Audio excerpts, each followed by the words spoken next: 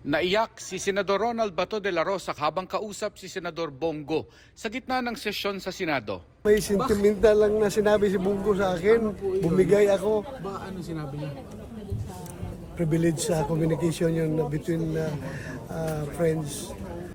Sa sesyon, pinuna ng mga kaalyado ni De La Rosa sa mayorya ang mga tensyon kahapon sa Senado nang subukan ng NBI na ihain ang arrest warrant ng ICC kay De La Rosa. Sa gitna ng mas kalma na sanang talakayan, nagkainitan sina Senador Robin Padilla at Senador Kiko Pangilinan.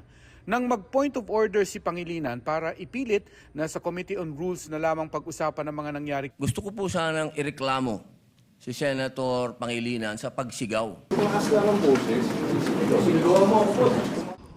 Sinubukan ni Pangilinan makipagkamay kay Padilla pero hindi ito tinanggap. Irereklamo raw niya si Pangilinan sa Ethics Committee. Sabi ni Padilla, gusto niyang humingi ng patawad si Pangilinan sa floor ng Senado. Tutuloy mo pa yung reklamo yung sa kay O siyempre, sa ethics na. sa ethics. Hindi ko matatanggap yung natural ng sigawan.